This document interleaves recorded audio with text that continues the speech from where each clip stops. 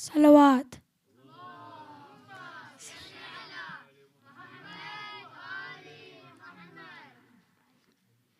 أعوذ بالله من الشيطان الرجيم. بسم الله الرحمن الرحيم. الحمد لله رب العالمين الرحمن الرحيم مالك يوم الدين إياك نعبد وإياك نستعين اهدنا الصراط المستقيم صراط الذين أنعمت عليهم غير المغضوب عليهم ولا الضالين.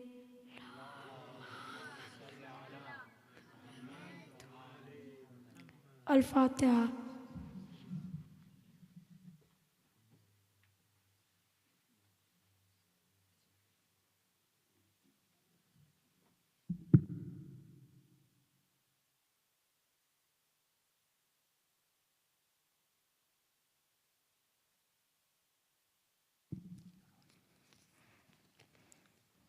For Muhammad wa ala Muhammad salawat.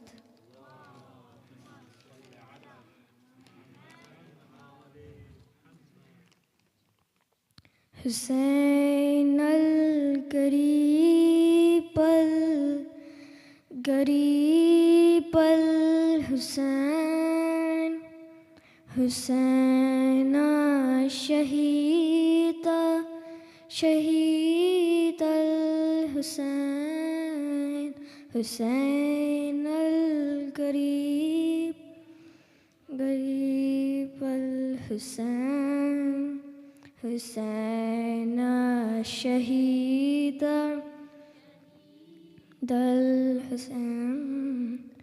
Salams on the head of my Mawla Husain, salams on the lips of my blessed Husain. 4 days in the desert, your body remained.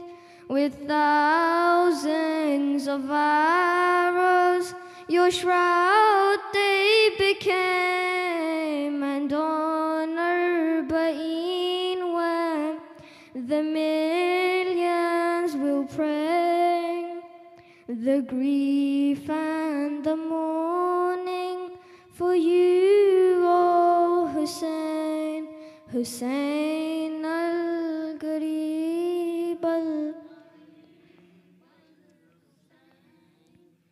Husain al-Shaheed al-Husain. The screams of the children thirsty for water, the duty was sent to Abbas, our Savior. The Lion of God could be seen riding faster to reach Al-Furad and to please his Sakinah. But how does he fall from the horse with no hands? The flag of Islam laying bare on the sand. A lady was seen peering out from the tents, a cry from the heavens that Zahra presents. Oh shimmer, why on his chest the sword stained in blood was Husain's final test. Husain, to your mother, it's time to ascend. Your trials in Carbala have come to an end. Husain al-Garib al-Husain, Husain al-Shaheed. The fire, the burning, the tents up in flames. O Zainab, protect Imam Ali bin Hussein. The soldiers of Yazid want to beat us with chains. The women and children are crying in vain. Oh Baba Ali, please come back and defend us. Your children are waiting for you to return. Husain al-Garib al-Garib al-Husain, Husain al-Shaheed al-Husain. Sakina would cry every night for her father, and Zainab would cradle Husain's little daughter. But when they presented his head on a platter, Sakina could not bear to live any longer, but no one could comfort or soothe young Sakina. She died in a prison with Zainab beside her. Husain al-Garib al-Husain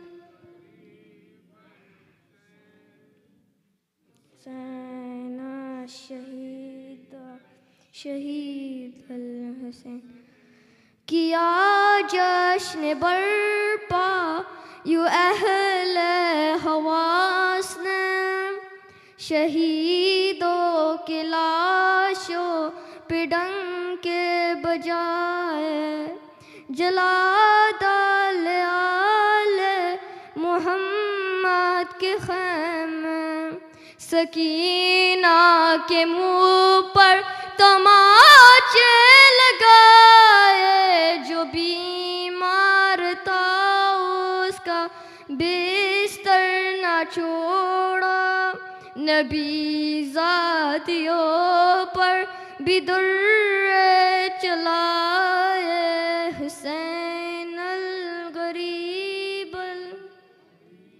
بل حسین، حسین شہید تڑپ کر وہ چلائی، شبیر بیٹا لہو میں نہائے، ہو سر بھی جدا ہے، تبر کس نے مارے ہے سارے بدن پر، یہ تیروں پہ کس نے جنازہ رکھا ہے، کہا ہے میرا لال عباس بولو، میں پوچھوں گی اس سے یہ کیسے ہوا ہے، حسین الغریب الغریب الحسین، حسین شہید شہید الحسین پر محمد وآل محمد صلوات۔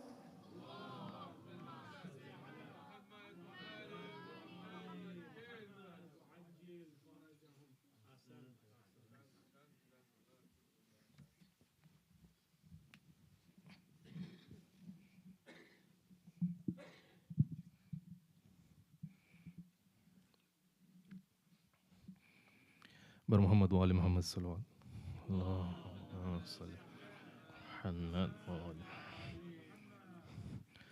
لوٹاؤ میرے بابا، لوٹاؤ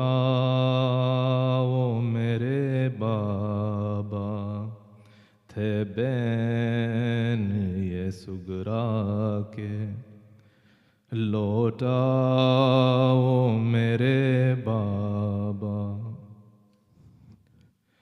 اس عالم غربت میں کب تک میں رہوں بابا،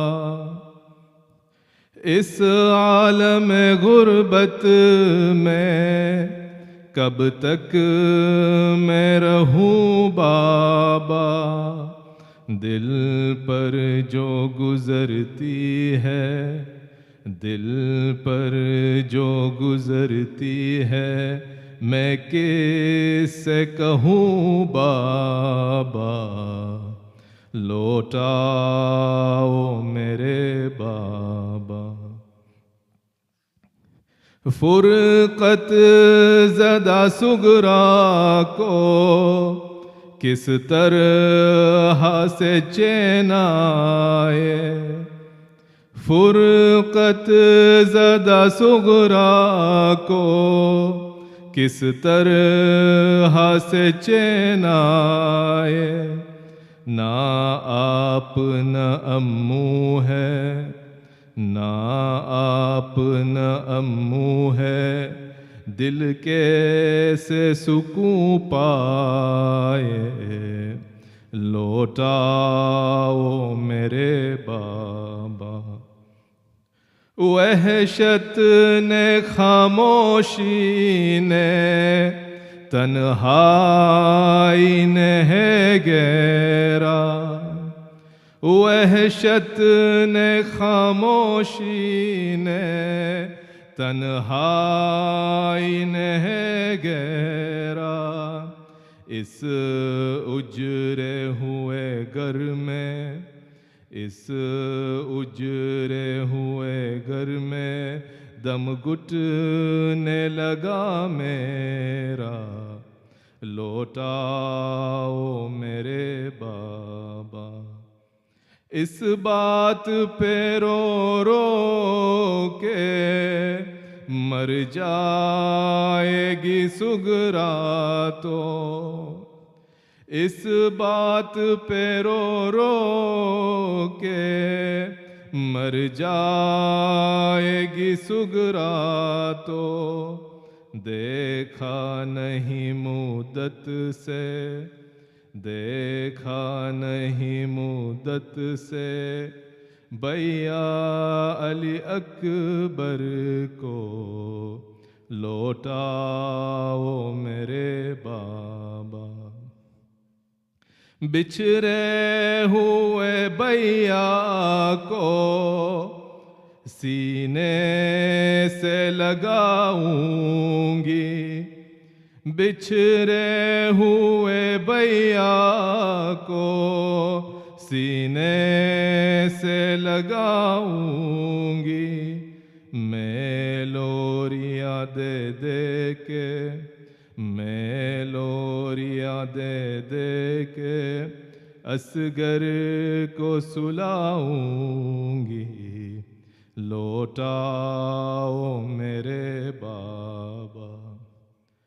معصوم سکینہ کی صورت مجھے دکھلا دو، معصوم سکینہ کی صورت مجھے دکھلا دو، بچھڑی ہوئی بہنا سے، بچھڑی ہوئی بہنا سے بابا مجھے ملوا دو، لوٹاؤ میرے بابا۔ ایسا نہ ہو بابا یہ غم زدہ مر جائے، ایسا نہ ہو بابا یہ غم زدہ مر جائے، بن دیکھے تمہیں سغرا، بن دیکھے تمہیں سغرا دنیا سے گزر جائے، لوٹاؤ میرے بابا۔ شبیر نہیں آئے अकबर भी नहीं आए, शब्बीर नहीं आए, अकबर भी नहीं आए, गोहर मेरी शहजादी, गोहर मेरी शहजादी कहती ही रही हाय, लौटाओ मेरे बाबा, लौटाओ मेरे बाबा, थे बैन ये सुगरा के, लौटाओ मेरे बाबा।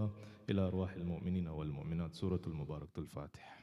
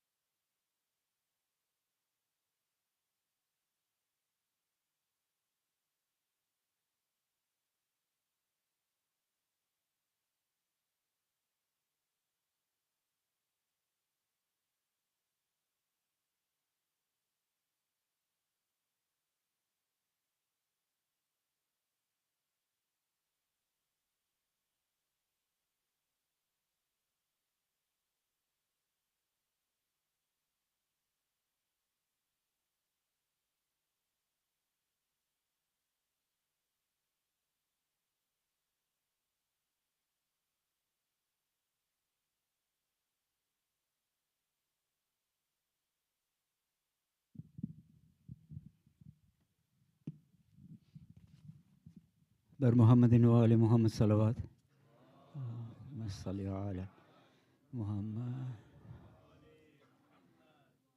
अस्सलामु अलैकुम जमीआ व रहमतुल्लाहि व बरकातुहू। Mu'mineen Ruhani Majlis announcements. Majlis by the family of Marhum Amir Ali Jamal Datu for the Saleh Sawab of Marhum Ghulam Sher Ali, Marhum Sheikh Yusuf Nafsi, Marhuma Tasneem by Awan, Marhuma Sugra by Ramji, Marhuma Marzia by Datu and Kul Marhumins. Majlis by Al-Haj Amir Ali by Muhammad Ali Walji for the Saleh Sawab of Marhum Muhammad Ali by Walji, Marhuma Zainab by Muhammad Ali Walji, Marhuma Kaniz Fatima Muhammad Ali Walji, Marhum Mohsin by Muhammad Ali Walji and Kul Marhumins. Majlis by the family of Marhum Al-Haj Ramzan Ali Muhammad Ali Walji for the Saleh Sawab of Marhum Muhammad Ali by Walji, Marhum Ramzan Ali by Muhammad Ali Walji, Marhuma Maryam by Muhammad Ali Walji, Marhuma Shireen by Muhammad Ali Walji, Marhum Ali by Bimji, Marhuma Kulsum by Bimji, Marhuma Salma by Walji and Kul Marhumins. You are humbly requested to recite Surah Fatiha for Kul Marhumins. Al-Fatiha.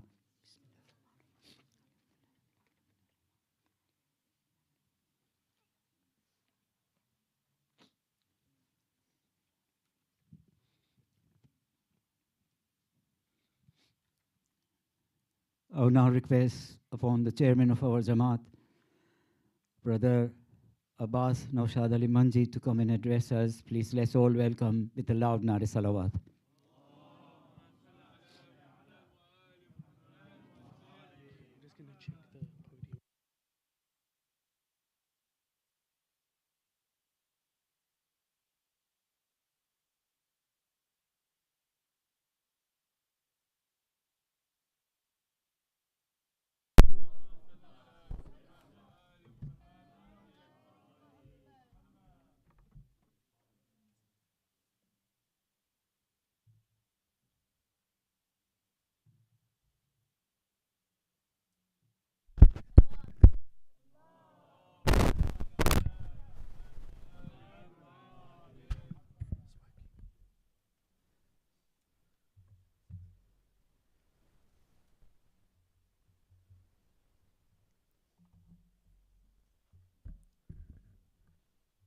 Our respected scholars, Mullah Sahib,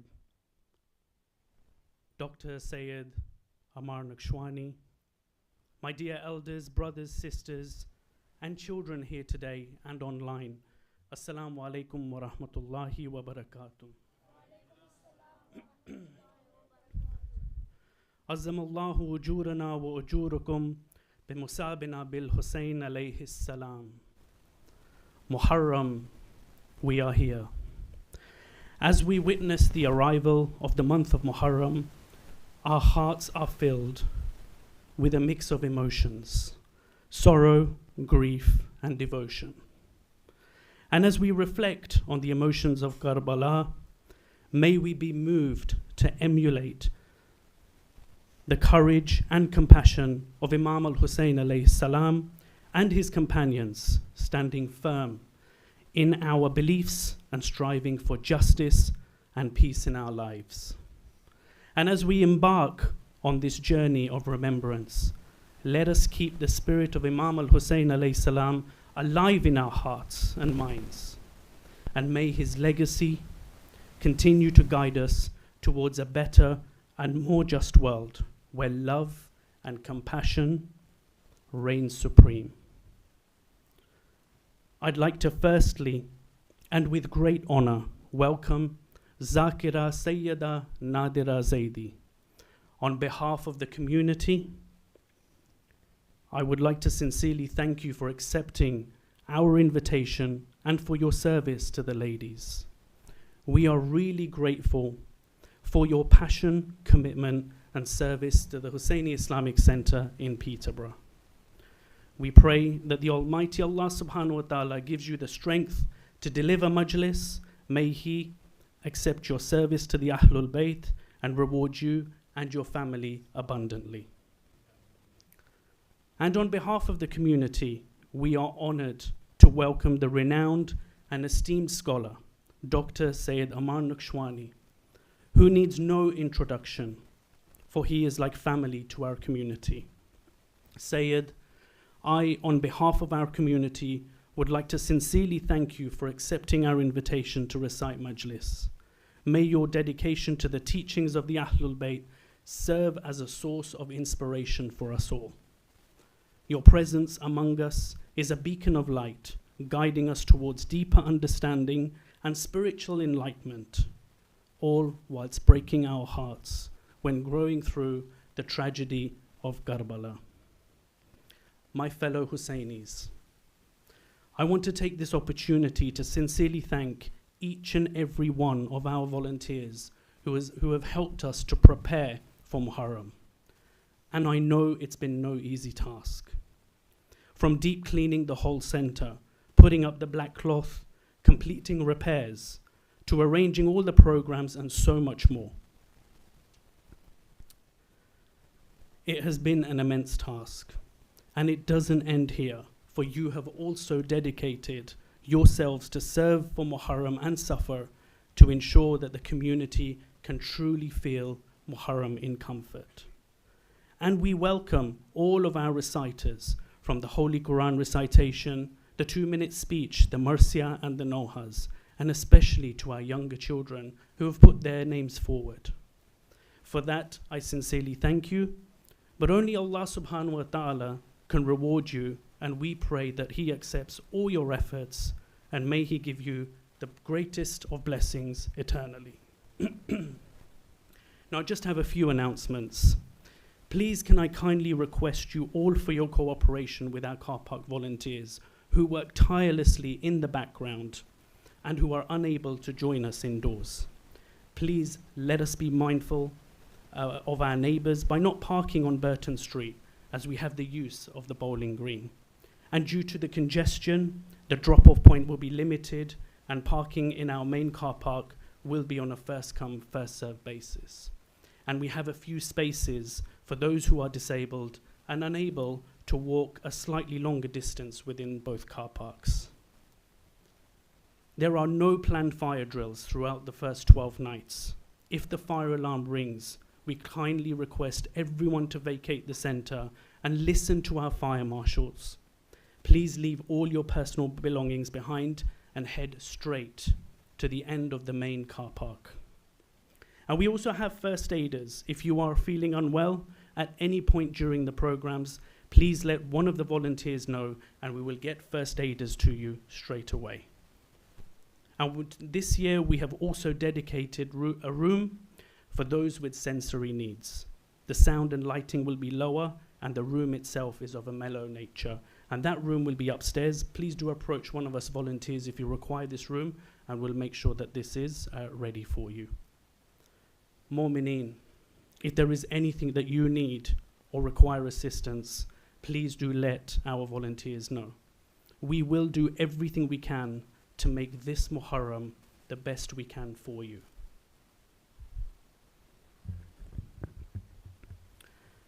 You will have seen the efforts for this Muharram and Safar does come with a cost.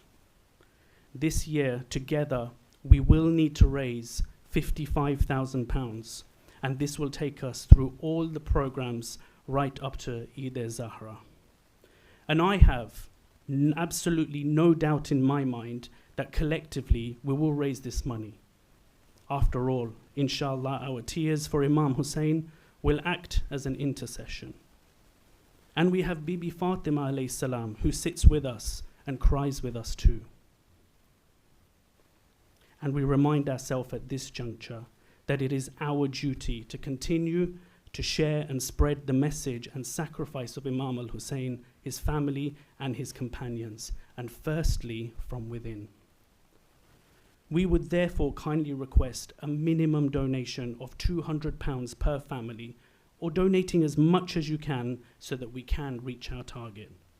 We will continue to update you, as you will see on your screen, a thermometer of progress together with a breakdown.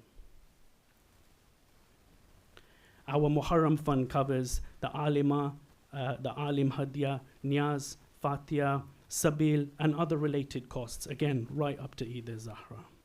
And we thank each and every one of you for your kind donation to this house of Allah subhanahu wa ta'ala in the name of Imam al-Hussein alayhi salam. Please recite a salawat.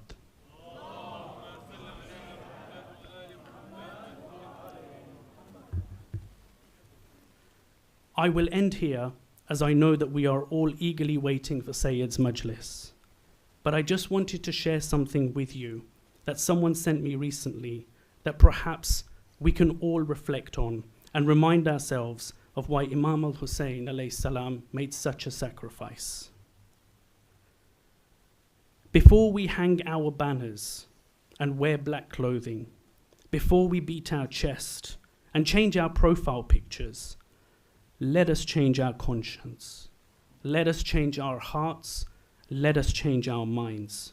Remove any grudges, hatred, malice, and hypocrisy within us. Remove bad thoughts about people, and let us adopt the ethics and manners of Imam al-Hussein alayhi salam. Adopt the chastity of Sayyida Zainab. Adopt the bravery and loyalty of Abu Fadl Abbas, and adopt the generosity of al-Baneen. Ashura is not about appearances. We must become Husaini in every aspect, because Hussein is a spiritual message before a physical message.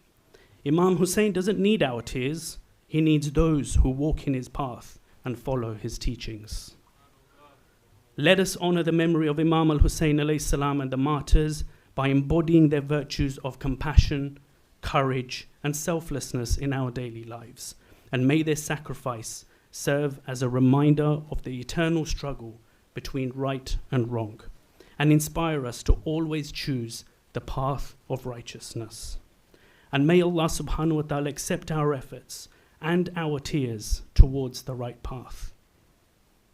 If I can kindly request you all to move as forward as possible, and let us now welcome Dr. Sayyid Ammar Nakshawani with the loudest of your voices. As-salawat ala Muhammad wa ali Muhammad.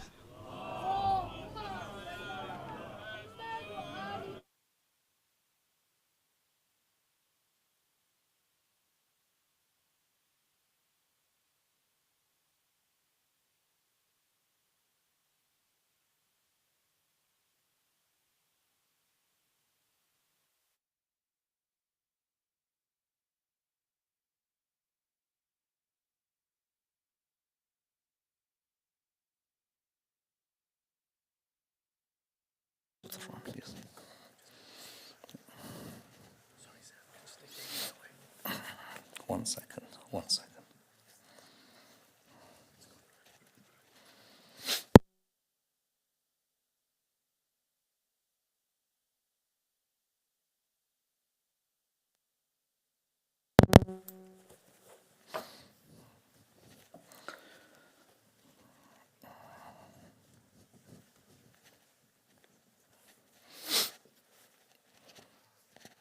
رحم الله من قرأ الفاتحة. بسم الله الرحمن الرحيم.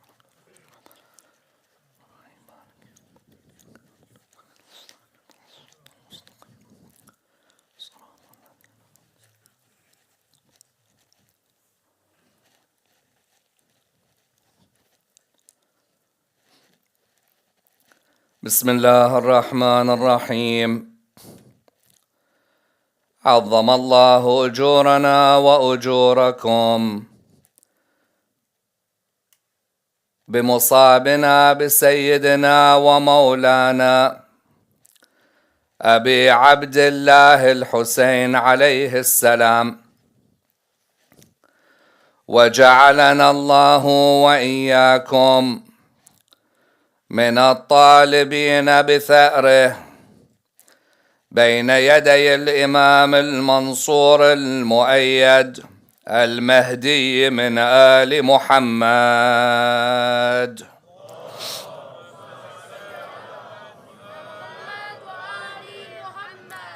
الحمد لله رب العالمين، والصلاة والسلام على سيدنا وعظيمنا وحبيب قلوبنا وشفيع نفوسنا أبي القاسم محمد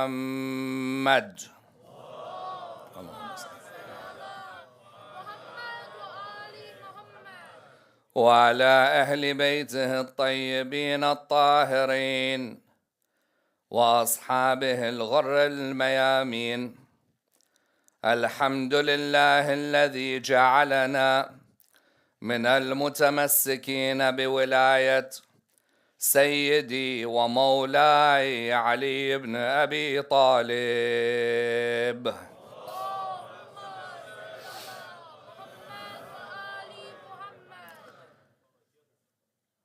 الحمد لله الذي هدانا لهذا، وما كنا لنهتدي لولا أن هدانا الله.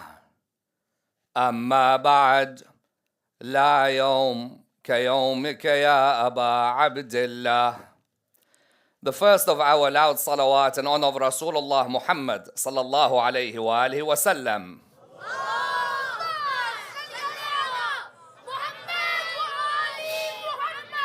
A second even louder salawat in honor of Imam Amir al-Mu'mineen alayhi salam.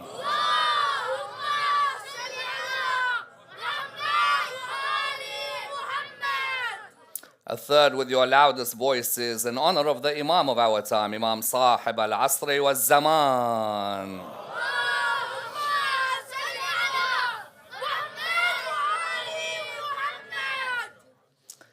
Respected scholars, brothers and sisters, Assalamu alaikum wa rahmatullah wa barakatuh.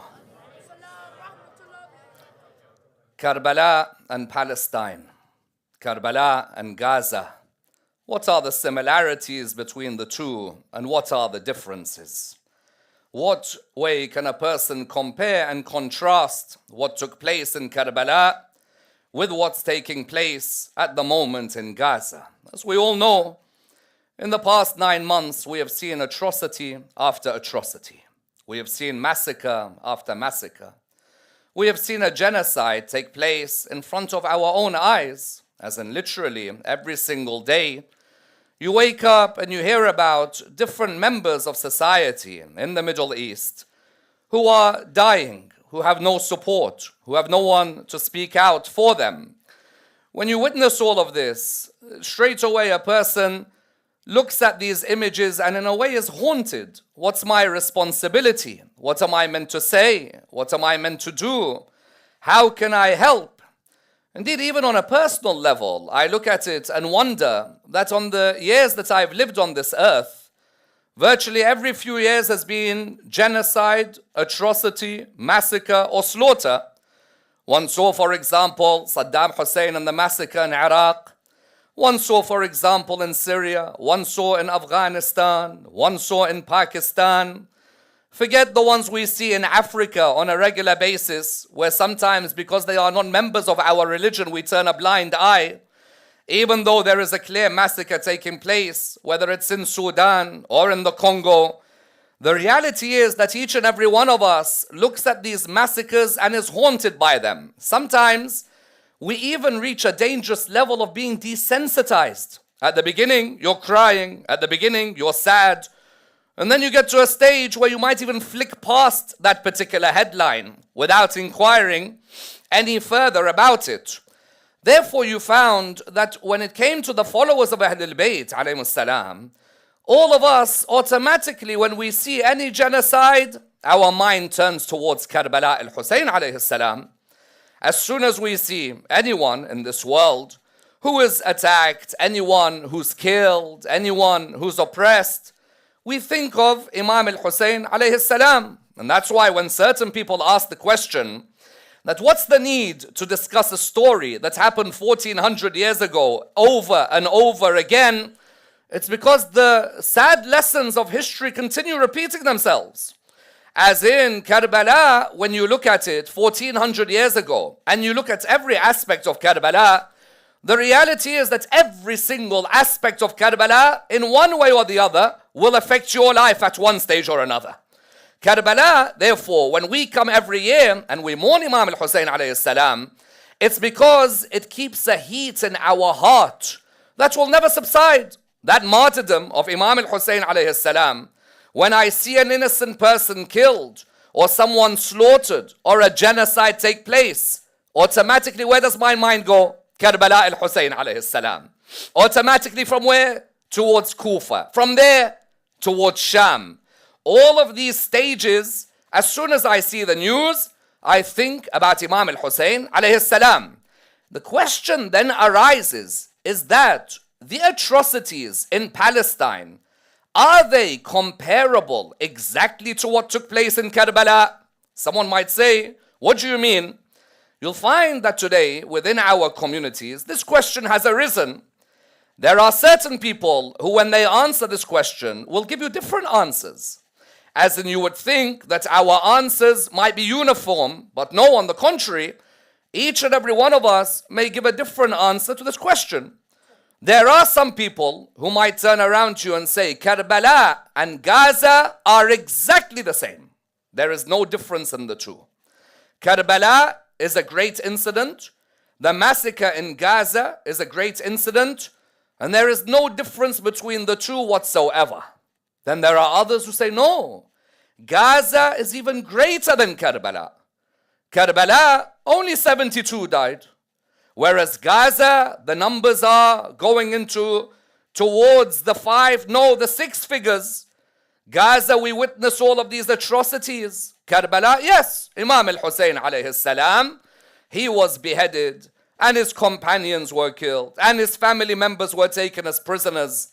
But they turn around and say that Gaza is the Carbala of today, and that Gaza may even be greater than Carbala. When we look at this brings about an interesting sociological as well as theological dilemma. Sociologically, it highlights the mindset of some members of the Shia community. That where exactly are they in their mindset? Is Carbala purely a social movement, like any other social movement?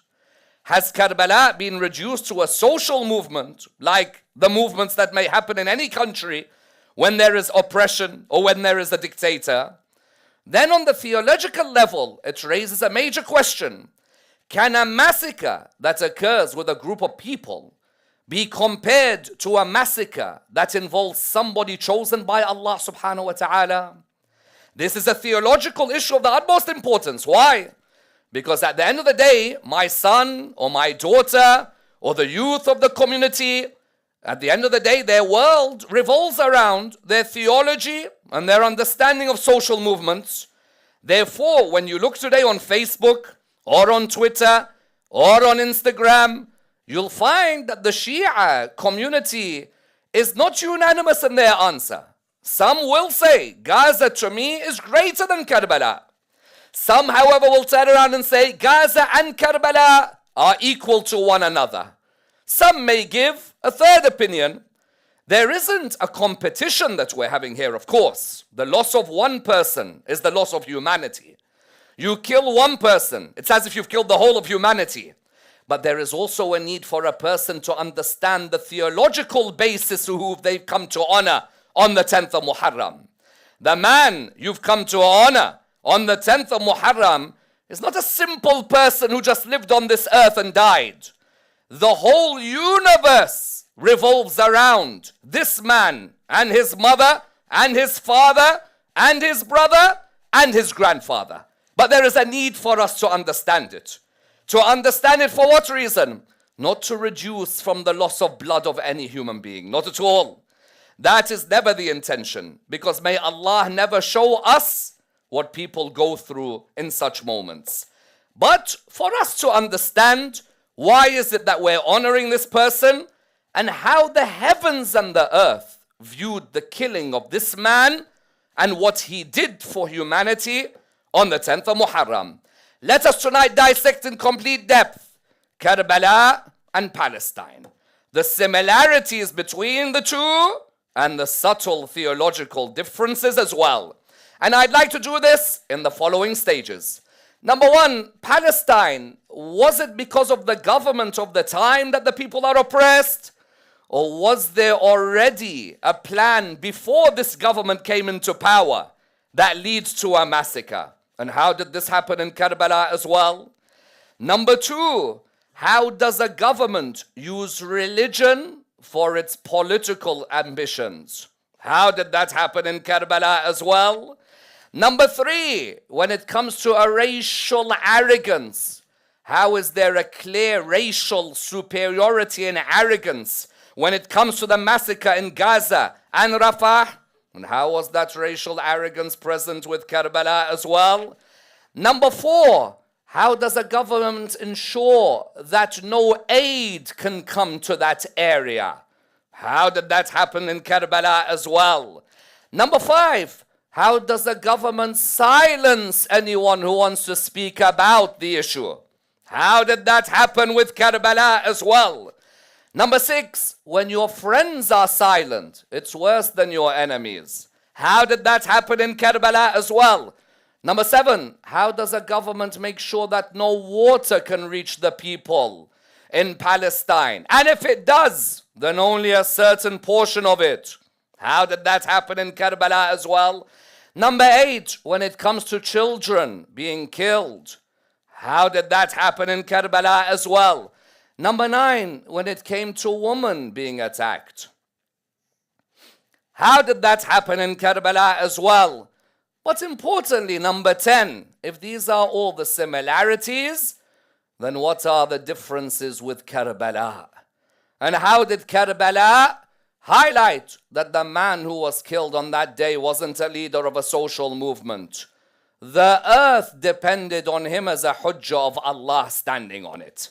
Let's examine this and dissect the topic in complete depth. When we see what's happening in Palestine today, no doubt it brings us back to Carbala. That no one can deny.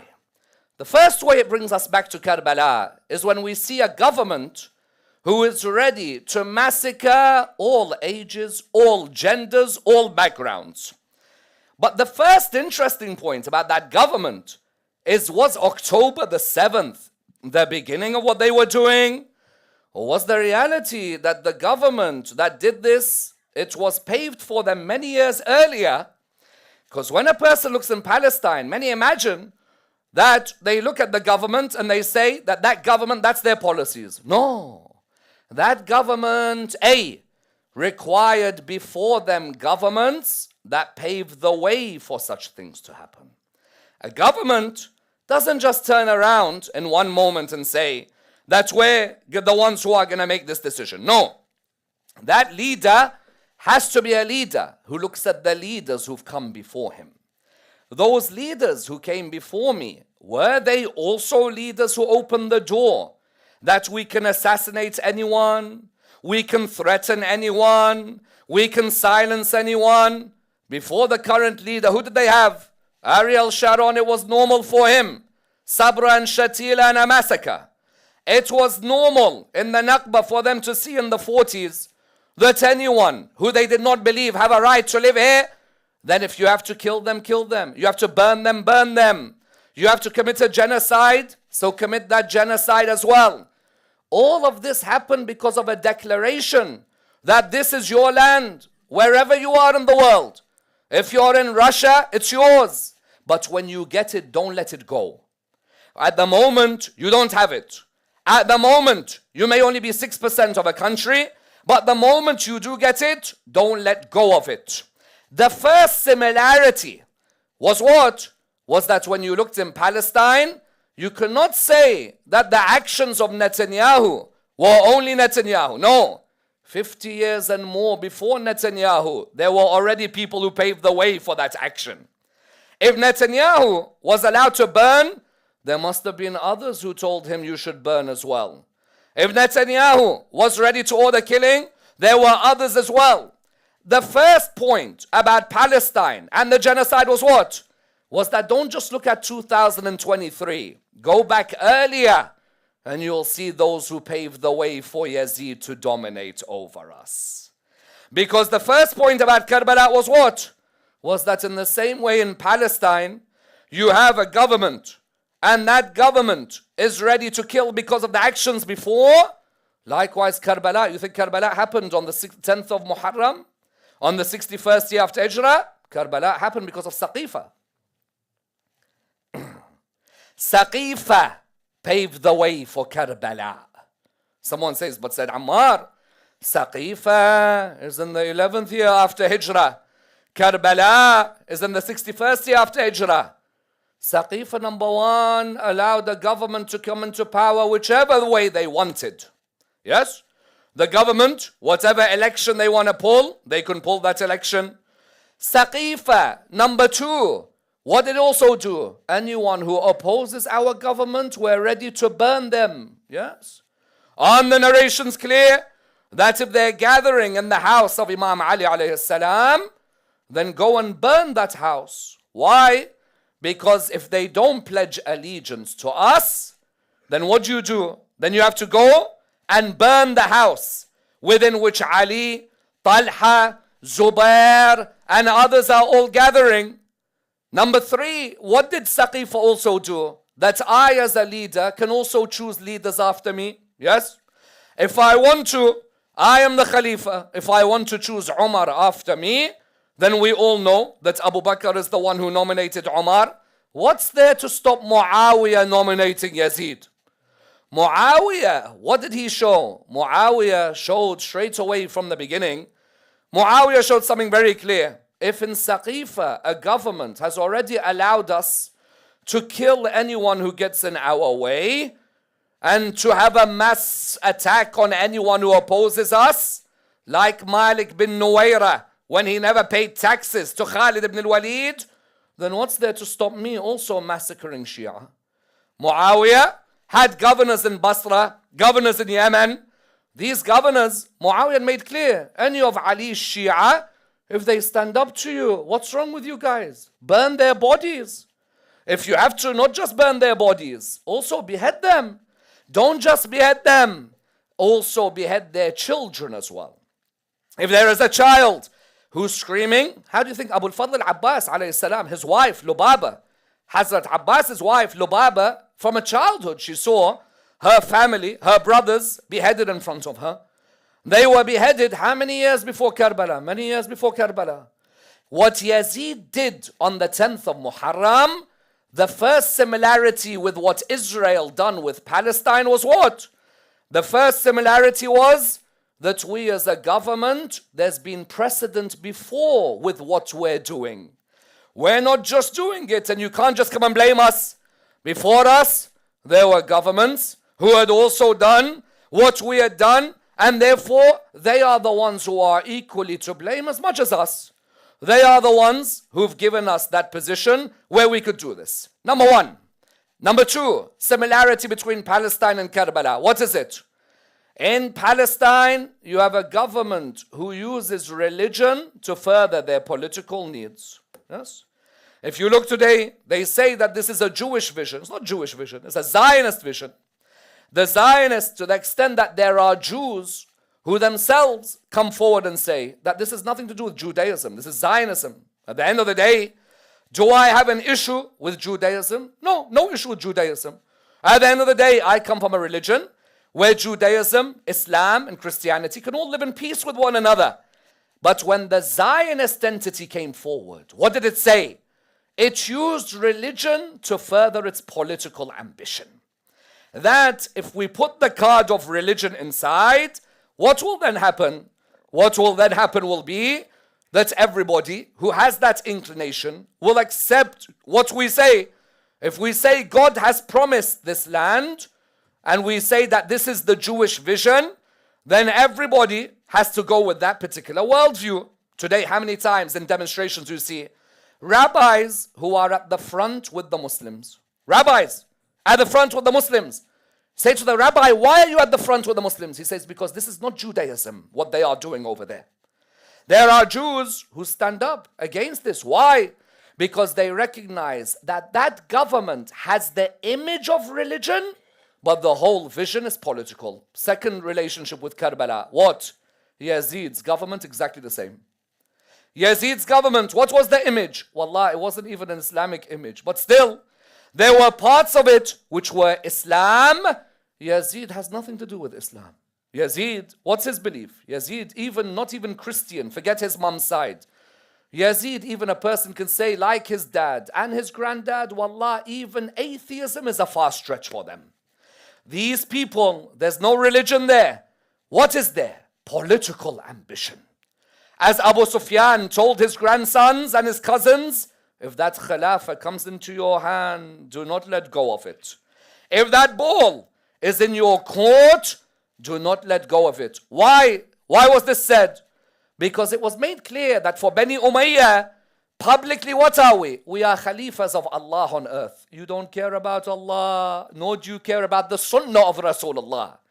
Your only concern is Kufa in my hand. I want the settlements of Kufa. Is Basra in my hand? I want the settlements of Basra. Is Palestine, Lebanon, Jordan, Syria, are they all in our hands? The more we can expand the Muslim empire, the more I can expand the Muslim empire, that's my whole concern. No, the concern deep down was put Islam as the flag. But deep down, what's the ambition? The ambition is to make sure that a political entity spreads, like some say, from the Nile to the Euphrates. Yes? Theirs wasn't the Nile to the Euphrates. Theirs was whichever part of the world we can dominate, wherever we can expand, so be it. If Muhammad's grandson's in the way, even he'll be beheaded. The main thing is what? Put the religious card and go with that card. And that's why Imam al-Husaini alayhi salam, numerous times on the 10th of Muharram, what does he tell them?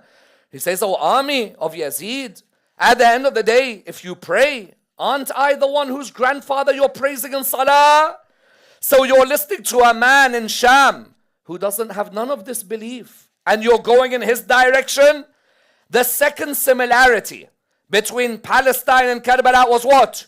Was governments who used their religion as a what? As a card for their political ambitions. That was number two. The third similarity between Palestine and Carbala was what? The third similarity, a racial arrogance and superiority. You see this, that you see, we are God's chosen people, and the rest of you are lower than us. And if you have to be exterminated, wallah, some of the words that you see from some of the members of the Knesset or some of the members of the political elite, a Palestinian is not a human being to him. A Palestinian is less than an animal to him. To him, what is this Arab? These Arabs should all be exterminated. We should get rid of them. None of them should be in our way. Move them from our way. That racial arrogance that exists does not look at a child as a human being. It's another Arab child. So what? If the Arab child is killed, so what? If the Arab child's body is mutilated, so what? These aren't even people worth looking at when you are the chosen person of God. That third similarity you saw with who? With Bani Umayyah when it came to Carbala. Bani Umayyah, you think they looked at everyone else at the same level? From their grandmother Hind until the last of them. What is this Muhammad? And what is this guy? Orphan, poor, from the lower of Quraysh. We are the highest of Quraysh. We are the elite of Quraysh. Does not Yazid boast about his ancestry poking the mouth of Imam al-Husayn alayhi salam? Yazid pokes the mouth of Imam al-Husayn and the nose of Imam al-Husayn alayhi salam. And he turns around and he talks about his racial superiority. ليت أشياخي ببدر شهدوا جزع الخزرج من وقع الأسل لا أهلوا واستهلوا فرحا ثم قالوا يا يزيد لا تشل لعبت هاشم بالملك فلا خبر جاء ولا وحي نزل.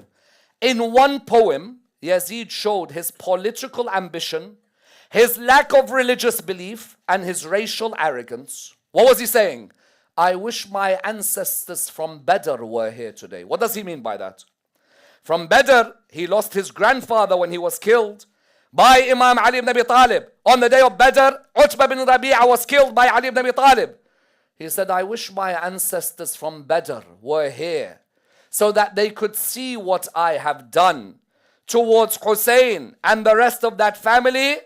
And then he said, Bani Hashim, they played with a kingdom. There was no news and there was no revelation. No belief, racial superiority, complete arrogance. And that's why when they did what they did to the children of Abu Abdullah, part of what they did was what? You are lower than us. You are the lowest of the earth. If we get rid of you, we don't miss anything. If we haunt you, we don't miss anything. You are the lowest of the low. When you saw that language coming from them, you therefore found a similarity again between Palestine and Carbala. That you had leaders who felt they were racially superior to who they were controlling, to who they were killing. That was number 3. The fourth similarity, what was it? Block any aid from coming to their help. How many times you've seen when there was aid that was coming towards where? Coming towards Palestine. How many doctors found it difficult to reach? How many tried to bring medicine in and people were blocking it? How many tried their hardest to come and support and no one would allow? Even media outlets, the moment a UN organization or office tried to support the Palestinians, automatically they were put on the banned list. Automatically. You are a UN group that supports what's happening in Palestine and tries to speak out for the people, automatically there was an X. Why? Because they knew that one of the ways a massacre can take place is when you block aid in that massacre, correct? Anyone who wants to support that people, you block them. Did that happen with Carbala as well? Of course it happened with Carbala. How with Carbala? With Carbala, do you know how many thousands there were from Kufa who wanted to come to the aid of Imam al-Husayn alayhi salam? Many times people say the people of Kufa let him down. I tell you, there was more than 5,000 people who were beheaded in Kunasa Square, Kufa, who were supporters of Imam al-Husayn alayhi salam. Supporters. Where are you going? Ibn Ziyad would ask. We're going towards helping Sayyid al-Shuhada. Behead them. Many of you know, Hani bin Urwa, beheaded. Muslim bin Aqil, beheaded. Mukhtar al-Thaqafi, placed in prison. Others who were beheaded. Look at the similarities between the two. When a person wanted to go and support, they were labeled a terrorist against the government. They were labeled as a radical, as an extremist. The same happened with Carbala. That's when people wanted to come to the aid of who? To the aid of Imam al-Husayn alayhi salam. They were either put in the prisons of Kufa, or they were killed, or they were placed somewhere where they could be of no help to Imam al-Husayn alayhi salam. The fourth similarity. The fifth similarity is when there are those you think could at least speak out for you and they are silent. Yes? Do you know how many were silent when Imam al-Hussein got attacked? How many were alive at that time from amongst those who had met Rasulullah sallallahu alayhi wa alihi, and they were silent seeing what happened to Abu Abdullah? You look at Abdullah, the son of Umar ibn al-Khattab, not a single word to come out and say that we will not pledge allegiance to Yazid. Others who were there, who had met Rasulullah sallallahu alayhi wa alihi, couldn't even say a single word. Why? Because for them, they didn't want to get involved. You've heard this concept. I'd rather not get involved. I'd rather not say anything. Of course, everyone has their situation, no doubt. But there were some who had a voice that could have been used, that could have affected at least Medina or Mecca. Those who say that Imam al-Hussein was killed by the people of Kufa. If Mecca and Medina had spoken up, he wouldn't have had to have gone to Kufa. Abu Abdullah, if Medina spoke up for him and his family, he wouldn't have to leave Medina to come to Mecca. If the people on Hajj or Umrah, if they had spoken up for Sayyid al-Shuhada, he wouldn't have to have had his Hajj incomplete and leave. The only reason Sayyid al-Shuhada found himself in such a situation was sometimes not the words of your enemies, as Martin Luther King used to say, but the silence of your friends. Subhanallah, this world, how much we see in Carbala. Likewise, when it comes to Palestine, you find sometimes it's not the words of the enemy. No, sometimes the silence of the friends. First silence, who? Sometimes there are Palestinians who are silent about the plight of other Palestinians. There is a DJ in America, without bringing his name. He is a Palestinian DJ himself. Hardly a single word. And I see one of the youngsters straight away said his name. Without saying a single word. I say that maybe he has his situation. But you're a Palestinian, these are your people. There are others who are lawyers, others celebrities. There are some, let me make clear, in that world who have also spoken out. There's no doubt. And when I say speak out, I am no one here to say the length of how much you speak out. Ayatollah Sistani, may Allah lengthen his life. One statement is enough to wake everyone up from him on that situation. But at least those who are around you, explain to them. Say to them that look what's happening. Try and think about a ceasefire. Someone says, but does it really have an effect? It does, even a minimal effect. There are political groups in this country who were shaking in the elections because of some of the decisions that they made, where they had to begin to reassess whether they were silent or whether they should have helped or should have pushed for a ceasefire. Some results do work. Therefore, a fifth comparison between Palestine and Carbala is what? Is that there was silence when it came to Palestine. And likewise, with Imam al-Hussein alayhi salam, some of the people you expected to say something were those who only regretted after Imam al-Hussein alayhi salam died. The sixth similarity, what is it? Block the water from reaching the people. One of the most famous similarities between Palestine and Carbala is what? Is the blockage of water. In which ways? In Palestine, you know, since 1967, either the infrastructure of the water or the resources of the water for everyone has been controlled to an extent that the Palestinian people virtually have to beg for what comes their way. When you see water should be available to everybody, forget the human being. Water and clean water, not contaminated water. I may see that I have an enemy out there, but if they're thirsty, I will never let them die of thirst. I'll say, here's some water over here. Have a drink of this water. That water, I will never try and get dirty water, even for my enemy.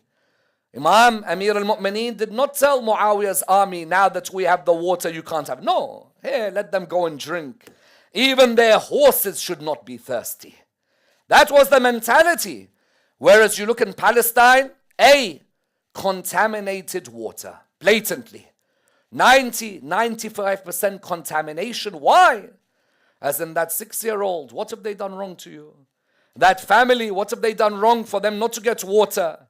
The infrastructure of the way the water works is literally what? Let them all be in a concentration camp and we will dictate what reaches them. Does it bring you any comparison? Let them be in a concentration camp. We will dictate what comes to them. In the same way, in Carbala, surround them. Don't let them get to the Furat. Subhanallah. Subhanallah.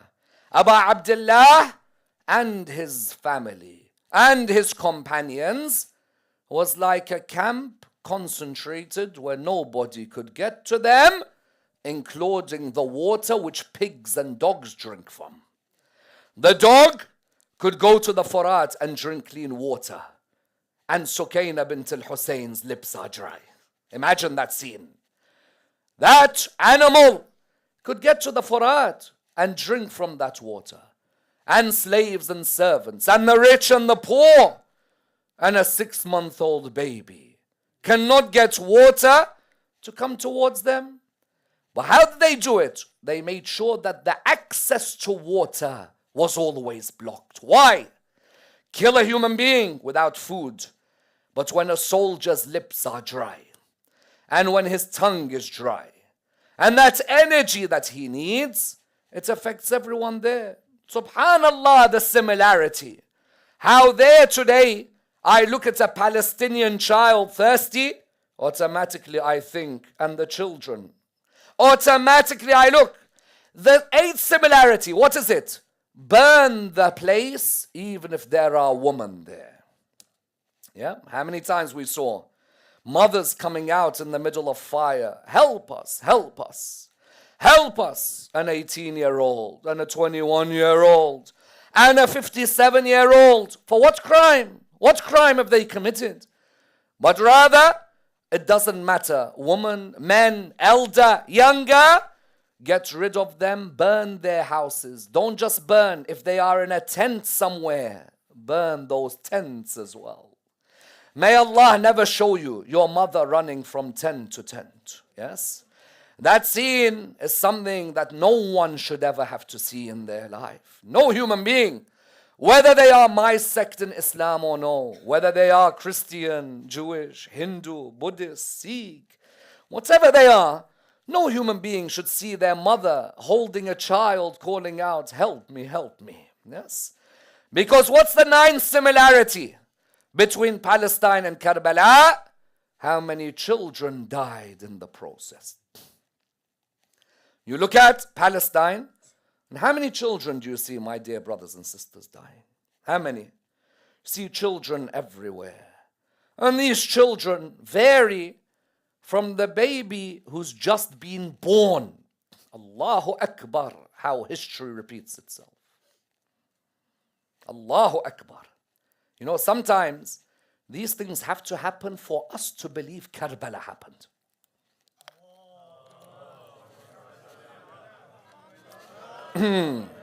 Let's have a second louder salawat in honor of Imam Amir al-Mu'mineen alayhi salam.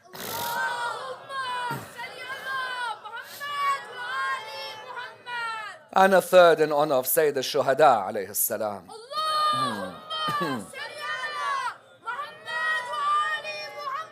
السلام عليك يا أبا عبد الله وعلى الأرواح التي حلت بفنائك. Truly, sometimes it's only when we saw ISIS we believed what they could do. It's only when we saw this and we saw women running from tent to tent, one calling out, where's my father? You see it in the news, in BBC, wherever. Where's my father? Where's my brother? Where's my uncle? Where's... Wallah, at that moment you think, Masa'ib al-Husayn. Allahu Akbar. Sometimes people used to say that maybe these Masa'ib that you recite in Muharram, maybe they're exaggerated. I say, come and look at the news today. Have a look. Just change the names slightly. Yes? And have a look when a mother goes one way and the other. Why? because her 1-day-old baby has been killed in front of her. And other mothers in Palestine, the 6-month-old baby. And we were witnessing a baby in the hands. 6-month-old baby we witnessed as well. And others looking through the rubble of the earth. You look through the rubble of the earth. Where is my 8-year-old? And where's my 11-year-old? And where's that moon I used to look at every day? Yes, that's what the mothers are shouting. In Palestine, what are they shouting? I miss my 11-year-old. I miss my 12-year-old. I miss my 8-year-old. Some, and I want you to hear this properly, some know the children died when they saw the body of their loved one in front of them. Allahu Akbar. Some in Palestine, when the child saw the head of their father, they fell on it. Because a child cannot bear to see the beard of a father full of blood. Isn't that true? It's difficult for that child. When I see a child in Rafah or in Gaza, and I see them running around, one of them's calling Baba, and another's calling uncle, and then when that child sees the father, it falls on the body of the father. Why? Because it wants to ask the father a question. Who has made me an orphan at this age? Allah. All of you know where I'm heading. This is the first of our 12 nights. I haven't even entered the Masa'ib, but I know there are many hearts here that want to open up. There are many of you here who yearn to be in Carbala, whether it's those watching online or whether it's those who are here. There are many. I see in Palestine that child fall on the father. Who made me an orphan at this young age, father? And I see another child who says, don't attack me. My father and my uncle are not here to protect me. You've heard those lines before. You haven't heard those lines. Yes? I don't know if that brings you similarities with other masa'ib. And then there are others. Oh, soldiers, leave us. Our dresses are on fire. We don't know which way to head. Yes? When you see all of that, where does your mind go? You don't need to teach a Shi'i where his mind goes, because his mother gave him the milk of Sayyid al-Shuhada. Isn't that true? Our mothers took us Majalis al-Husain. And they took us there. Why? Because they wanted to teach us. There'll be a day when you see an atrocity take place. The moment you see that atrocity, then know one thing, that there was something similar to it that took place many years before. All of those are similarities. All of those should take you back towards one place, no doubt. Today, some people say that everyone should mention Gaza in their majalis. I reply, everyone in Gaza should mention Carbala in their majalis. Someone says, what do you mean? I say, yes, we are mentioning Gaza in our majalis. But I'll tell you what, if that person in Gaza mentions Sayyid al-Shuhada, it will give them a lot more peace in their heart. Why? Because they'll say, I may have it bad, but what did that man go through in one day? And what did all those ladies go through? And what did all those children go through?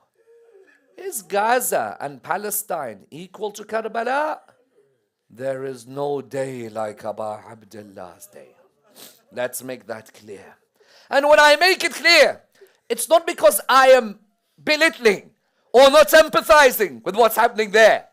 There is a difference between the man killed in Carbala and anyone else. And we in this hall, and we wherever we are fortunate that we are associated with him.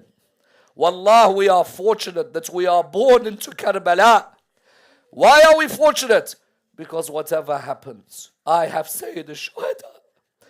Whatever I go through in life, me or my mum or my dad or my brothers or my sisters or anyone, I could always say, Assalamu alayka ya Aba Abdullah. And I could always hold on to Sayyid al-Shuhada with whatever I go through. Someone asks a question. Why is it not equal? Palestine and Carbala? I will tell you why. Number one, prophets mourned for the man who died in Carbala. No one else had that honor except Imam al-Husayn alayhi salam. Nabi Ibrahim alayhi salam walks past Carbala. When he asks, what is it that's going to happen here? They say to him, the grandson of the final prophet and the son of his wasi will die here. He began to cry for Imam al-Husayn alayhi salam. Tell me, is there a single occasion on this earth where every Nabi from Adam until Muhammad has cried for one man? Is there a single incident? Why do we recite Ziyarat Warith? Because it's as if every one of those prophets you say salam to mourned Imam al-Husayn. Assalamu alayka ya waritha Adam, Safwatullah. Assalamu alayka ya waritha Nuh, Nabiyullah. Assalamu alayka ya waritha Ibrahim, Khalilullah. Assalamu alayka ya waritha Musa, Kalimullah. Assalamu alayka ya waritha Isa. Assalamu alayka ya waritha Muhammad. Allahumma salli. Name me an incident that every one of those prophets read Masa'ib for. Name me one incident. Badr? No. Uhud? No. Khandaq? No. Khaybar? No. Jamal? No. Saffin? No. Only one incident did the prophets of Allah do a musibah for, that they wished it was their neck, not Husayn's neck, on that plain of Carbala. Number one, that's what makes. Number two, there are many who are killed in Palestine. Many, and unfortunately they are all killed. But we realize that they are not chosen by Allah. Yes, they are creations of Allah. The man killed in Carbala was chosen by Allah subhanahu wa ta'ala. There's a distinction when you're chosen by Allah. Why? Because you become a sign of Allah on earth. Yes?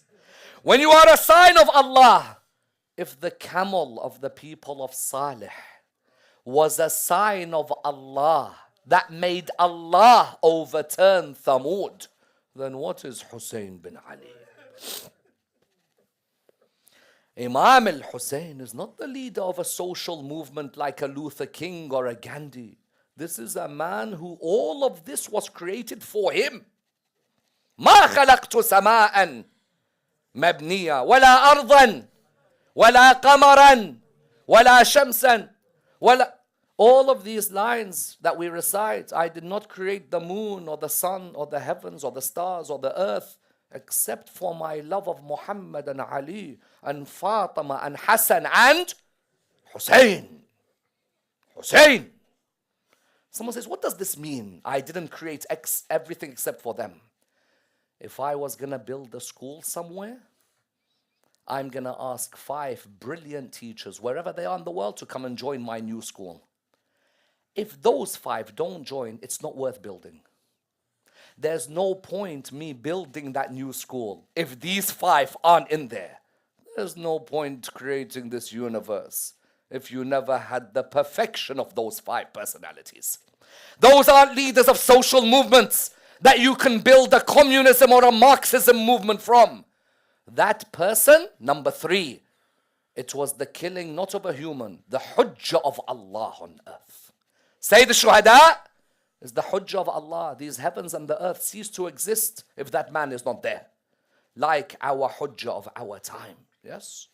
That third level is that you've killed the hujjah of Allah. Number 4, the people dying in Palestine, our du'as are with them.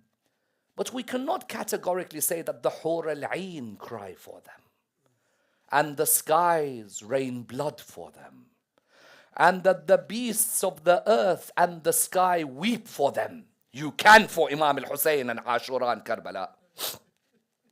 Say the Shuhada, the earth and the heavens cried the moment that neck was severed. The moment that neck was severed, the skies rained blood in a part of the world. The moment that neck was severed, even the beasts of the sea started to wail.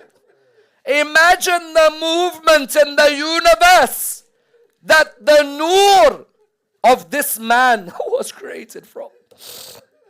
Wallah, I never forget that line of poetry.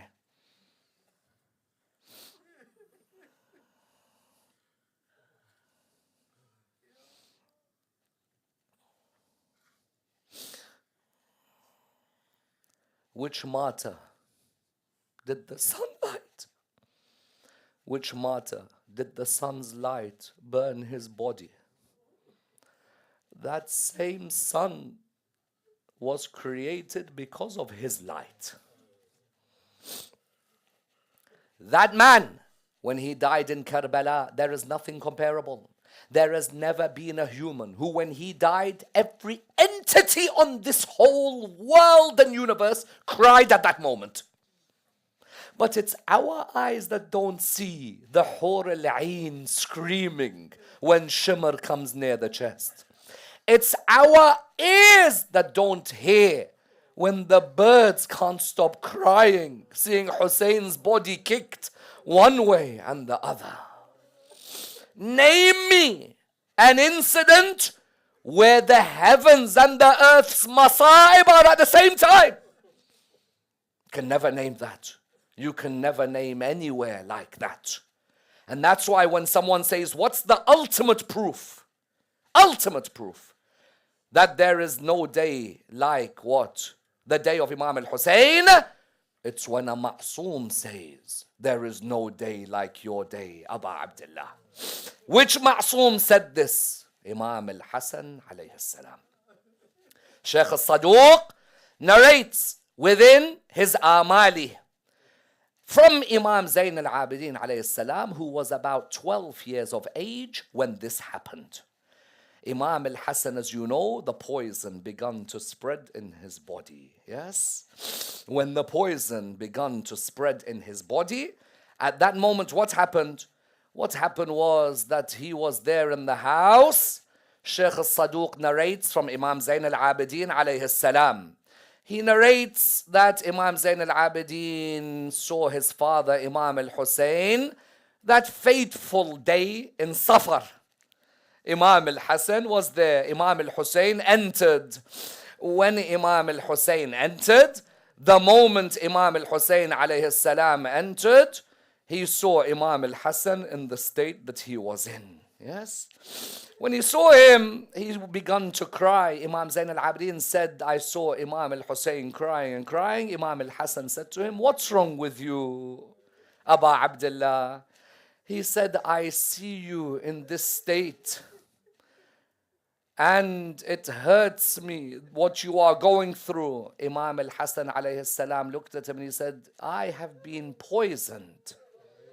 But La yawm ka yawmika ya Aba Abdullah. There is no day like your day, Aba Abdullah. Listen to Imam al-Hasan reading the masa'ib of Imam al-Hussein. Imam al-Hasan doesn't know about what will happen in the future. Ahl al-Bayt talk to us about the signs of Imam al-Mahdi. Ahl al-Bayt talk to us about the signs of Qiyamah. Ahl al-Bayt have the knowledge they've inherited from Amir al-Mu'mineen, from Rasulullah sallallahu alayhi wa alayhi, from the heavens. Imam al-Hasan could easily say, Aba Abdullah, your day is a sad day, but there will be sad days equal to it. No. La yawm ka yawmika ya Aba Abdullah. He doesn't stop there. If he stopped there, then someone could say it's just for that. He says why there is no day like Aba Abdullah's day. He said, La yawm ka yawmika ya Aba Abdullah. 30,000 men claiming that they are from the ummah of our grandfather Rasulullah sallallahu alayhi wa alih will come looking to shed your blood, and they will kill you, and they will surround you, and they will take the honor of the religion of Islam. And on top of that, listen to this, musibah after musibah, they will kill you, take your honor, shed your blood, take the honor of the religion of Islam, and they will take your women as captives as well, yes? And they will take them from one place to another, yes? Imagine the ladies in Palestine. They may be going through trials, but to be taken with chains around your neck from one city to another, from one location to another, no, from one country to another country, to another country, and to have people pelt stones on your face, and to have one say, where's my uncle? And another say, where's my father? Then Imam al-Hassan, what did he say? He said, Aba Abdullah, the skies will pour blood on your day, yes? As if he's saying, I may die shortly, but the skies don't pour blood when I die, only the way you die. The skies pour blood, and the beasts of the earth and the sea will be weeping over you. Imam al-Hussein heard these words, and that's why one of the ulama breaks our heart. One of our scholars, in his dream, he saw Imam al-Hussein and Imam al-Hassan speaking to one another. He said, I saw the two of them and the tears were flowing from their eyes. He said, I looked at them talk to each other. He looked and he said, Imam al-Hussein alayhi salam at that moment looked at Imam al-Hassan, and Imam al-Hassan looked at Imam al-Hussein, and Imam al-Hassan called out, my brother, is it fair, my brother, is it fair that they poisoned me but they beheaded you? Allah. Is it fair, my brother, is it fair that they poisoned me and they beheaded you? He said, Imam al-Hussein, however, noticing his brother was hurt, he turned around to Imam al-Hassan. He wanted to console him. He said, Imam al-Hussein turned around to Imam al-Hassan and said to him, oh my brother, is it fair that I have many Zuwar who come to visit me, and there are none in Baqi' to go and visit you? Allahu Akbar. Don't forget Imam al-Hassan tonight. When we enter Muharram, people forget Imam al-Hassan. I want you to take your hearts a little bit to Imam al-Hassan tonight. Is it fair, my brother, is it fair that there are people who come to visit me in Carbala but none to come and visit you? Is it fair, my brother, is it fair that my Zawar are welcomed when they visit me, whereas your Zawar are pushed away when they visit you? Allahu Akbar. Is it fair, my brother, is it fair that I have a dharih on top of my grave? Allah, you all know where I'm going. That I have a dharih on top of my grave and you have a stone on top of you. Allahu Akbar. Is it fair, my brother, is it fair that I have an alam on top of my mosque and you have none on top of you? Listen to the reply of Imam al-Hassan to his brother. He looked towards him and he said, oh Hussein, do not cry. There'll be a day when people will visit me and Zayn al-Abidin, Muhammad al-Baqir, Ja'far al-Sadiq and al-Banin, and all of them, they're all looking for one thing. What is it? The vibrations of a broken rib in Medina. Allah. Fatima al-Zahra is the one to be consoled on this night, one of Muharram. They'll come to Medina. They'll only look for one thing: the vibrations of a broken rib in Medina. Allahu Akbar. That night in Safar, what happened? Imam al-Hassan, when he was telling Imam al-Hussein, La yawm ka yawmika ya Aba Abdullah, that moment, Imam al-Hassan, the blood was coming out of his mouth into a bowl. The blood kept on coming and coming. Then all of a sudden, Imam al-Hassan looked at Imam al-Hussein. He said, cover the bowl. He said, why? He said, I hear Zainab entering. And I don't want Zainab seeing the blood like this.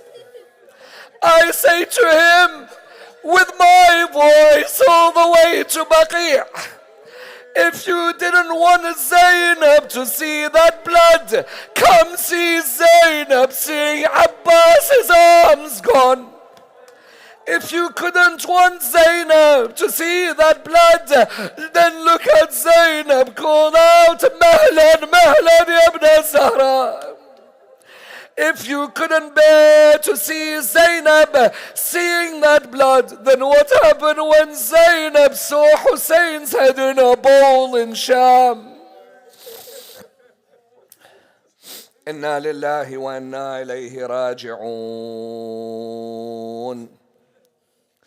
وسيعلم الذين ظلموا أي منقلب ينقلبون واللعنة الدائمة على القوم الظالمين.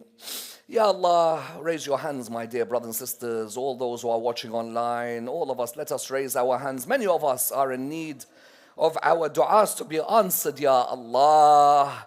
We pray to Allah subhanahu wa ta'ala for the people of Palestine and the oppressed around the world today, Ya Allah. Ya Allah, Shi'at Amir al-Mu'mineen alayhi salam, wherever they may be, Ya Allah, bring them happiness, victory and success, Ya Allah. We pray to Allah subhanahu wa ta'ala for our marhumeen who instilled in us the love of Imam al-Husayn alayhi salam. For the originators of this majlis, Ya Allah, let them continue in their service of Muhammad and Al Muhammad. Our respected teacher, Ayatollah Sayyid Fadl al-Milani, is going through a very difficult time with illness. If we can all come together and recite dua together and the ayah of the Quran so that Allah subhanahu wa ta'ala helps him in these difficult times. All of you together wherever you may be. Bismillah ar-Rahman ar-Rahim. Amma yujibul.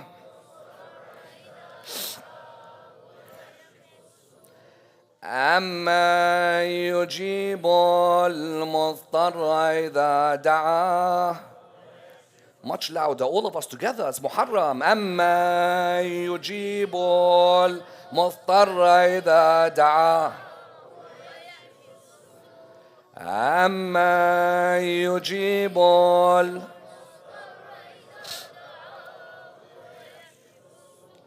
أما يجيب We pray to Allah subhanahu wa ta'ala with the Surah Al-Fatiha, but before it the loudest of your salawat.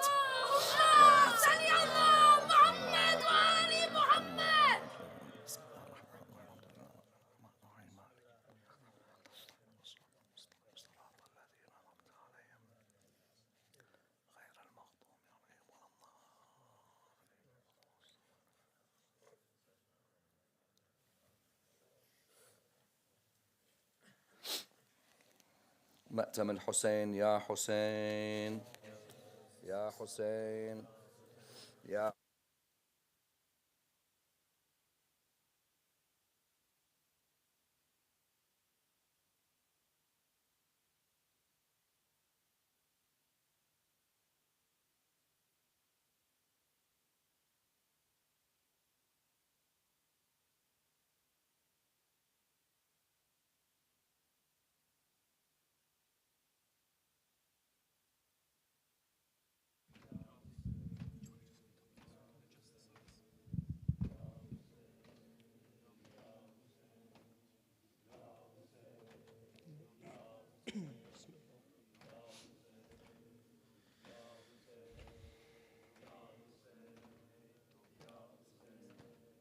Ya Hussein, Ya Hussein, Ya Hussein, Ya Hussein, Hussein, Ya Hussein, Ya Hussein, Ya Hussein. Sir को कटा के दीन पे, sir को कटा के दीन पे, खुद Karbala में कर दिया तूने हुसैन, है या हुसैन, या हुसैन, या हुसैन. सब पढ़ो बिस्मिल्लाह. या हुसैन. ये फातिमा की है दुआ, ये फातिमा की है दुआ, مولا تیرے سب ماتمی کہتے رہے ہے یا حسین یا حسین یا حسین یا حسین یا حسین یا حسین یا حسین یا حسین یا حسین. او خالق تیرا ممنون ہے، خالق تیرا ممنون ہے مرتضیٰ اور فاطمہ کے نور عین. ہے یا حسین یا حسین یا حسین یا حسین یا حسین. شبیر تیرا ماتم مومن کی نشانی ہے، شبیر تیرا ماتم مومن کی نشانی ہے، شبیر تیرا مومن کی نشانی ہے. ماتم کرو شبیر کا ہے زینب دلگیر کا، شبیر تیرا ماتم مومن کی نشانی ہے، شبیر تیرا ماتم. ماشاءاللہ. شبیر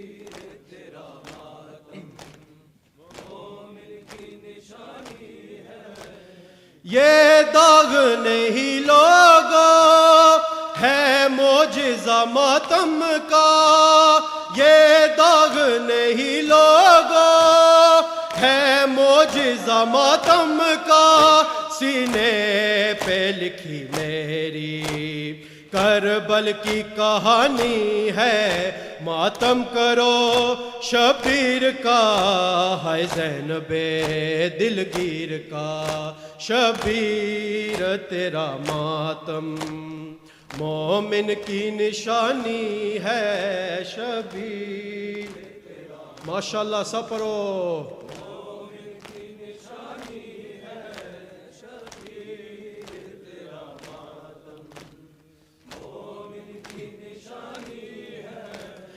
دے پرسا 72 کا زہرا کے لٹے گر کا، دے پرسا 72 کا زہرا کے لٹے گر کا. ہر سال محرم میں یہ یاد دلانی ہے. ماتم کرو شبیر کا ہے زینب دلگیر کا، شبیر تیرا ماتم مومن کی نشانی ہے، شبیر تیرا ماتم مومن کی نشانی ہے، شبیر تیرا ماتم مومن کی نشانی ہے. زینب نے شروع کی تھی زندہ میں عزاداری، زینب نے شروع کی تھی زندہ میں عزاداری. صدیوں سے چلی آئی یہ ریت پرانی ہے. ماتم کرو شبیر کا ہے زینب دلگیر کا، شبیر تیرا ماتم مومن کی نشانی ہے، شبیر تیرا ماتم مومن کی نشانی ہے، شبیر تیرا ماتم مومن کی نشانی ہے. یہ داغ نہیں لوگو ہے معجزہ ماتم کا، یہ داغ نہیں لوگو ہے معجزہ ماتم کا. سینے پہ لکھی میری کربل کی کہانی ہے. ماتم کرو شبیر کا ہے زینب دلگیر کا، شبیر تیرا ماتم مومن کی نشانی ہے شبیر تیرا ماتم، مومن کی نشانی ہے یا حسین یا حسین۔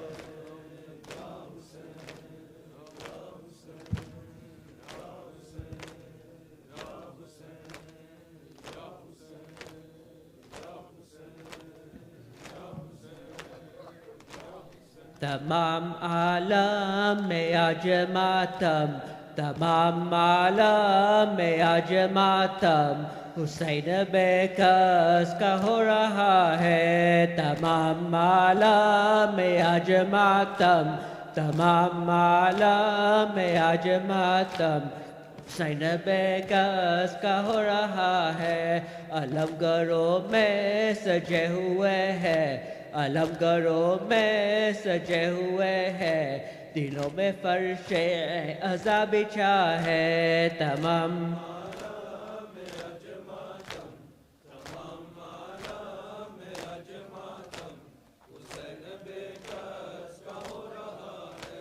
سیاہ کپڑے سیاہ چادر، کموں کی گرد و غبار سر پر، سیاہ کپڑے سیاہ چادر، کموں کی گرد و غبار سر پر، ہے سوگواروں کے اشک جاری، ہے سوگواروں کے اشک جاری، کہ ثانی زہرا بریدہ ہے۔ تمام عالم میں آج ماتم، تمام عالم میں آج ماتم،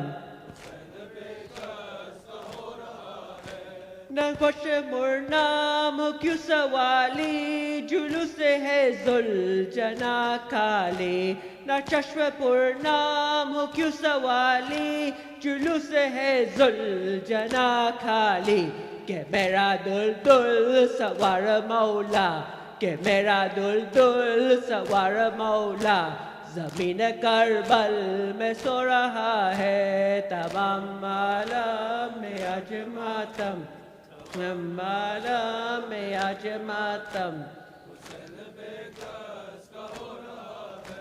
علم مشق سکینہ دیکھو تو مومنو بس یہ کہہ کے رو لو، علم مشق سکینہ دیکھو تو مومنو بس یہ کہہ کے رو لو، چچا بھتیجی میں کیا ہے نسبت، چچا بھتیجی میں کیا ہے نسبت، وفائے عباس بھی کیا وفا ہے۔ تمام عالم میں آج ماتم، تمام عالم میں آج ماتم، حسین بے کس کا ہو رہا ہے۔ حسین پیری میں دل سنبھالے کہ دل سے الجھی سینہ نکالے، حسین پیری میں دل سنبھالے کہ دل سے الجھی سینہ نکالے، جوان بیٹا لہو میں ڈوبا، جوان بیٹا لہو میں بیٹھا، زبی پہ ایری رگڑ رہا ہے۔ تمام عالم میں آج ماتم، تمام عالم میں آج ماتم، حسین بے کس کا ہو رہا ہے۔ نبار پرچی دل نبی پر ابھی ہوئے ہیں جوان اکبر، نبار پرچی دل نبی پر ابھی ہوئے ہیں جوان اکبر، یہ قتل جس کو تو کر رہا ہے، یہ قتل جس کو تو کر رہا ہے، یہی تو ہم شکل مصطفیٰ ہے۔ تمام عالم میں آج ماتم، تمام عالم میں آج ماتم، حسین بے کس کا ہو رہا ہے۔ مدینے والوں خاموش رہنا، قریب زینب سے کچھ نہ کہنا، مدینے والوں خاموش رہنا، قریب زینب سے کچھ نہ کہنا، بسا ہوا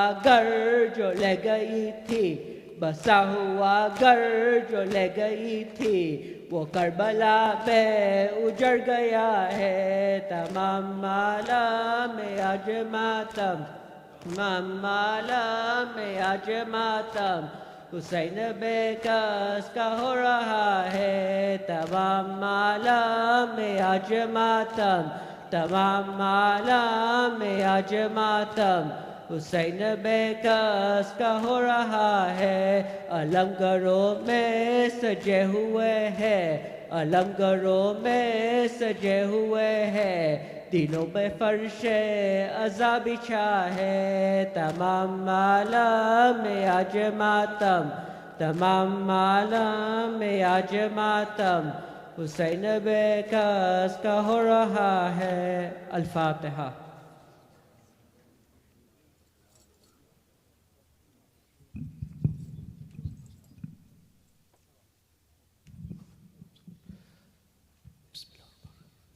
السلام علیکم یا ابا عبداللہ السلام علیکم یا ابن رسول اللہ السلام علیکم وعلی جدک و ابیک وعلی امت من ذریتک و بنیک وعلی المستشہدین معک وعلی الملائکۃ الحافین بقبرک السلام علیکم ورحمۃ اللہ وبرکاتہ السلام علیکم یا علی ابن الحسین السلام علیکم یا محمد الباقر السلام علیکم یا جعفر الصادق السلام علیکم یا موسی القاظم السلام علیکم یا غریب الغرباء السلطان عرب والعجام السلام علیکم یا ابا الحسن علی ابن موسیٰ الرضا ورحمۃ اللہ وبرکاتہ السلام علیکم یا محمد تقی الجواد السلام علیکم یا علی النقی ہادی السلام علیکم یا حسن العسکری السلام علیکم یا مولانا یا صاحب العصر والزمان الامان الامان الامان من فتنة الزمان السلام علیکم یا خلیفۃ الرحمن السلام علیکم یا شریک القرآن السلام علیکم یا امام الانس والجان السلام علیکم یا امام زماننا ھذا اجل اللہ تعالی فرجک وسهل اللہ مخرجک وظہورک وجلنا من انصارک ورحمۃ اللہ وبرکاتہ